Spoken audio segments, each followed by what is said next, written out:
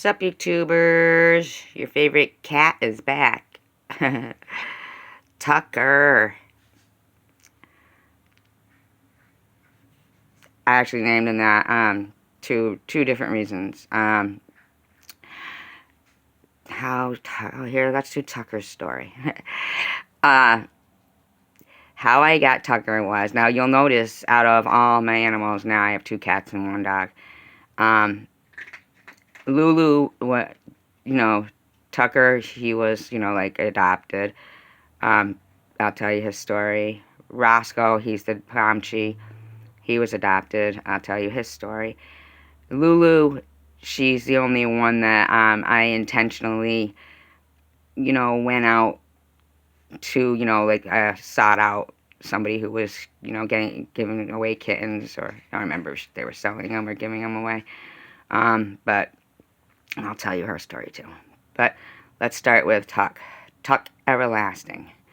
Remember that movie? Tuck Everlasting. It had Rory from the Gilmore Girls in it. Because he's a tuxedo cat, so, it's just like Tux, Tuck Everlasting. But another reason why his name is Tucker is Tucker the Little Fucker, and I'll tell you why. I had a cat named Zoe for 18 years. She was a calico cat.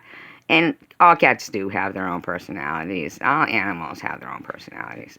Absolutely. Everybody, everything really has its own personality, I think, I don't know about everything, but, people, animals, their own personalities. So, Zoe had, I had her for 18 years. Oh, God, I love that cat. Really loved that cat. How I ended up with Zoe was that when my daughter was like 2, me and her father weren't together, but, amicable terms, we weren't living together or nothing, for the best. Kids are resilient, and my daughter will tell you now, she's a triple major Dean's List graduate from, a good university, and very responsible kid, just not involved in drugs, she was in the, very active in the library, and, what do they call it, extracurricular activities, like clubs and things like that, like Key Club, things, chorus, drama, all those kind of things. I thought it sad, when I would get her yearbooks, and, it was always like the athletic and the sports teams that would get the most space in the yearbooks, while the chorus and the drama, that section, didn't get half as much space given to them in the yearbook. And yet it was always like the athletic teams and the athletes in the school. Sorry, my dog is just acting up. That were like getting into the most trouble and seemed to be the most bullies, and yet the kids that were taking part in the arts and that kind of things weren't getting as much attention in the yearbook, I think, just anyway, I'm getting off track. So the kitten that, when she was 2, her father had decided, he'd get a kitten for us. And he bought this little white kitten. We named him Oscar. Oh my God, this animal, I can't even make my video because of him.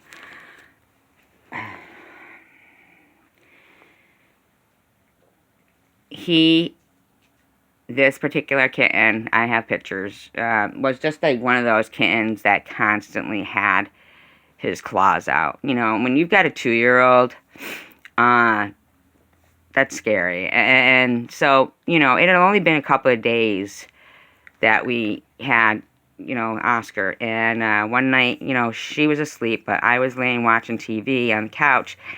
And this kitten, man, was just, I don't know if there was something wrong with it or what, but it was just constantly running through the house with its claws out. I mean, like, so whatever surface it landed on was going to be clawed. So I shut my eyes for 1 second, and this cat jumped on my face, and its claw went into my eyelid, you know, the thin skin, and I couldn't just rip it off because, you know, I could feel the blood coming at this point out of my eyelid.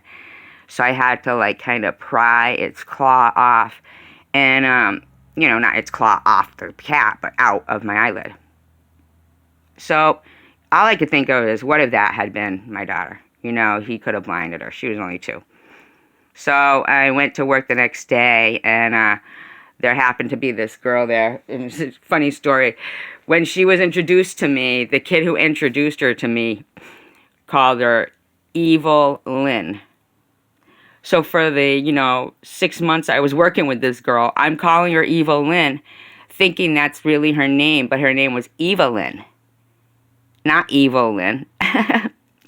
But anyway, Evil Lynn wasn't so evil, and she happened to be making a big move to, you know, somewhere else where she was packing everything in her car, and she was just going, and I knew she was a cat lover, and mentioned about the kitten, and she said, well, I'll meet you, I'll pick it up, it's just going to go right in the carrier with, you know, in the car with, you know, her other cats were in the carriers, and it was just heading on its way with her. I thought that was really nice, you know. She didn't even meet this cat at all. She just was a cat lover, and she took the risk, took the cat, and I hope he's doing great. I really do. But I'm going to come back and finish the tale of Zoe and Tucker. I need to take a break and get something to drink. But I hope you enjoy this little story. Okay? Thanks. Bye.